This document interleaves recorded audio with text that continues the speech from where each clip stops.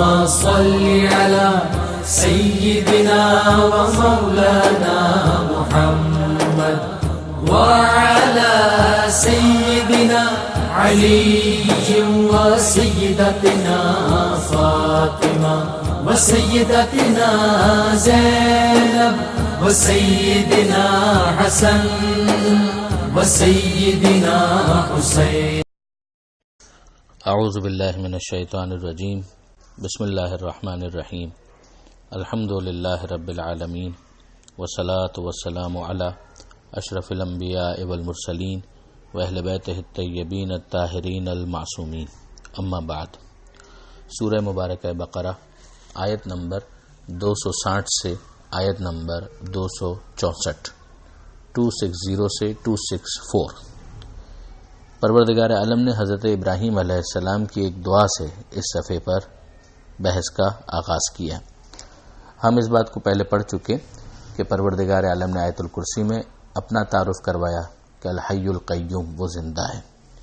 پھر اس کے بعد ہم نے دیکھا کہ جناب ابراہیم علیہ السلام کا جو نمرود سے مکالمہ تھا، اس کے اندر حضرت ابراہیم علیہ السلام نے اپنے رب کا تعارف کروایا کہ الذی یحیی، کہ وہ زندگی دیتا ہے. پہلے ہم نے پڑھا وہ زندہ ہے، وہ زندگی دیتا ہے، یہ بعد میں آیا.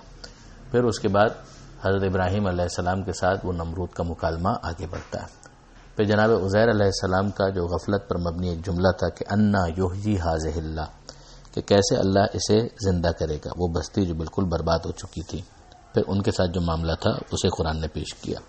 اب یہاں پر حضرت ابراہیم علیہ السلام کا خدا کی بارگاہ میں ایک مدعا کہ ایمان کے بعد اطمینان قلبی میں اضافے کے لیے، اس یقین میں اضافے کے لیے حضرت ابراہیم علیہ السلام ایک دعا مانگتے ہیں کہ اے پروردگار مجھے دکھا کیف تحیی الموتیٰ، کہ کیسے تو مردوں کو زندہ کرے گا. تو خدا نے پوچھا کہ اولم تؤمن، کہ کیا تمہیں ایمان نہیں ہے؟ تو حضرت ابراہیم علیہ السلام نے فوراً جواب دیا بلا، کیوں نہیں، ولکن لیطمئن قلبی، مگر میں چاہتا ہوں کہ میرے دل کو قرار آئے، مزید اطمینان حاصل ہو. یہی وہ چیز ہے جو امام علی رضا علیہ السلام سے پوچھی بھی گئی کہ اکان فی قلبہ شکن، کہ کیا حضرت ابراہیم علیہ السلام کے دل میں کوئی شک تھا؟ تو امام نے فرمایا لا کان علی یقین، امام نے فرمایا ہرگز نہیں، وہ یقین پر تھے.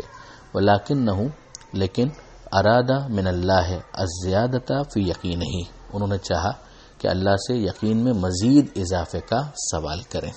جس کے بعد پھر پروردگار عالم نے یہ اہتمام کیا اور یہ کہا کہ ابراہیم ایک کام کرو کہ 4 پرندوں کو لو، انہیں اپنی طرف بلاؤ، اور پھر ظاہر ہے کہ ان کا ایک ایک حصہ جو ہے وہ پہاڑ کے اوپر رکھ دو، انہیں ذبح کر کے ان کے گوشت کا حصہ، اور پھر ان کو پکارو تو وہ تمہاری طرف یاتینک سعیا، دوڑے چلے آئیں گے. اور جان لو کہ اللہ عزیز بھی ہے اور حکیم بھی ہے، زبردست بھی ہے اور حکمت والا بھی ہے. اب یہ بالکل معجزے کا ایک انداز، حضرت ابراہیم علیہ السلام جو دل میں ارادہ و یقین رکھتے ہیں مگر اس یقین میں مزید اضافے کے لیے گویا آنکھوں سے بھی اس چیز کو مشاہدہ کر رہے ہیں، یہ عین الیقین کی گویا منزل حاصل ہو رہی. اور اس کے ذریعے سے پروردگار عالم نے جناب ابراہیم علیہ السلام کو بہرحال شرف عطا فرمایا کہ انہیں دکھا بھی دیا. اب اس کے بعد پروردگار عالم نے اگلی آیت میں انفاق پر گفتگو کی ہے کہ خدا کی راہ میں خرچ کرنا، کہ اگر واقعا خدا کی راہ میں خرچ کیا جائے تو خدا اسے بھی مزید زندگی عطا کرتا ہے، اس کے اندر بھی مزید وسعت، برکت آ جاتی ہے. اسے مختلف مثالوں کے ذریعے سے سمجھایا جا رہا ہے. اور یہ موضوع اب سورہ بقرہ کے آخر سے کچھ پہلے تک آپ دیکھیں گے کہ کسی نہ کسی انداز سے چلتا چلا جائے گا. پھر اسی خدا کی راہ میں خرچ کرنے کو سود کے ساتھ کمپیئر کر کے ایک ہمارے سامنے تمثیل بھی بیان کی جائے گی.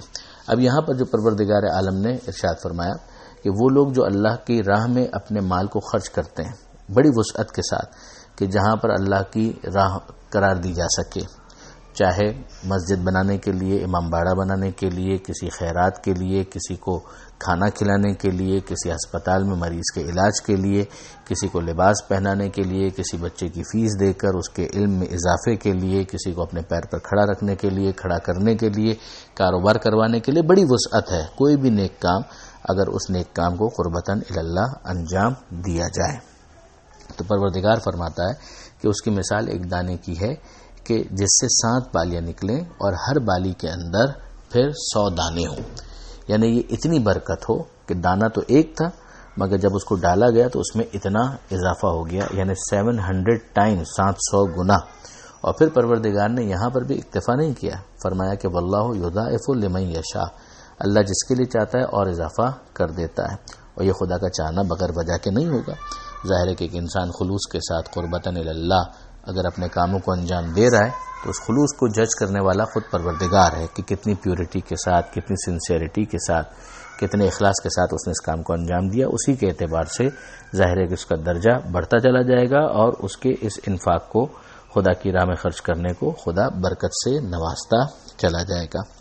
پھر اس کی کچھ وضاحت آگے آ بھی رہی ہے۔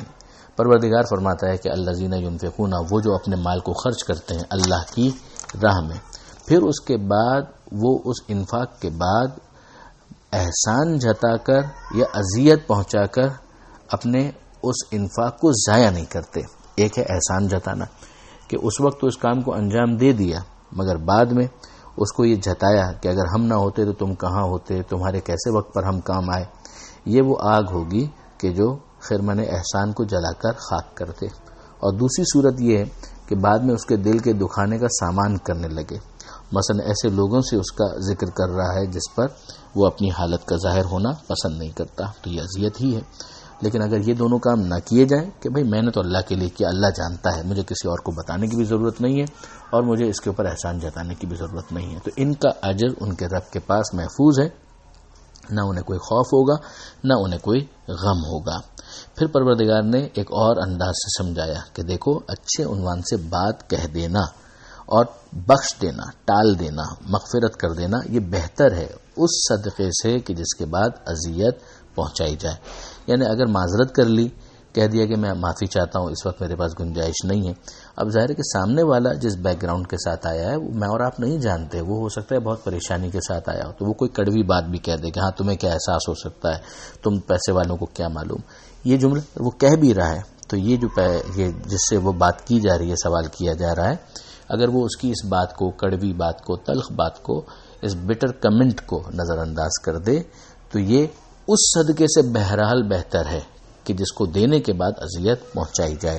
اور اللہ یقیناً غنی ہے اور اللہ حلیم ہے، یعنی اللہ سے زیادہ تو کسی کے پاس نہیں ہو سکتا جتنا وہ وسعت رکھتا ہے، اور پھر اللہ بردبار بھی ہے، برداشت بھی کرتا ہے۔ تو خدا سمجھا رہا ہے کہ پروردگار عالم کو دیکھو اور اپنے اندر یہ اخلاق پیدا کرنے کی کوشش کرو کہ اگر اللہ نے تمہیں نوازا ہے تو اس کے بعد تمہارے اندر ایک برداشت بھی ہونی چاہیے۔ مزید کہا جا رہا ہے اے ایمان لانے والوں لا تبطلوا صدقاتکم، کہ اپنے صدقات کو باطل مت کرو۔ تم نے دیا اور پھر اب اس کو انویلڈ کر دیا، کیا فائدہ ہوا؟ کس کے ذریعے سے باطل مت کرو؟ بالمن والاذی، احسان جتا کر اور اذیت پہنچا کر اپنے صدقات کو باطل مت کرو، انویلڈ مت کرو، نلیفائی مت کرو، وائڈ مت کرو۔ جیسے کہ وہ جو خرچ کرتا ہے اپنے مال کو لوگوں کو دکھانے کے لیے، نہ اس کا ایمان اللہ پر ہوتا ہے نہ آخرت پر ہوتا ہے، تو اب اس کا جو یہ خرچ کرنا ہے اس کی مثال کیا ہے کہ مثل صفوان، کہ ایک چکنا پتھر ہے اور اس کے اوپر غبار پڑا ہوا ہے، علیہ ترابن، تو وہاں پر اگر پانی گرے گا تو ہوگا کیا؟ فترکہ سلدا، تو وہ بالکل صفا چٹ ہو جائے گا، غبار بہہ جائے گا، اور اس پتھر کے اندر تو اتنی صلاحیت نہیں تھی کہ وہ اس پانی کو جذب کرے اور اس کے نتیجے میں کھیتی وہاں پر اگے۔ لا یقدرون علی شیء مما کسبوا، نہ وہ اس بات پر قدرت رکھتے ہیں کہ کچھ ذرا سا حاصل کر سکیں، ذرا سا بھی، اور اللہ کافر قوم کی ہدایت نہیں کرتا۔ یہ جو تشبیہ کا محل ہے اس میں پتھر کا غبار وہ دکھاوے کا عمل ہے، اور بارش سے اس کا صفا چٹ ہو جانا روز آخرت کی حقیقت پاش ساتھ کا سامنے آ جانا ہے، اور ریاکاری کے نمائشی کردار کا ایک دم غائب ہو جانا ہے۔ یہ بہت خوبصورت تبصرہ حضرت علامہ سید علی نقوی صاحب کا ہے۔ پروردگار عالم سے دعا کرتے ہیں مالک قرآن سمجھنے اور اس پر عمل کرنے کی توفیق عطا فرما، اور وارث قرآن امام زمانہ کے ظہور میں تعجیل فرما۔ وآخر دعوانا ان الحمد للہ رب العالمین، والسلام علیکم ورحمۃ اللہ وبرکاتہ۔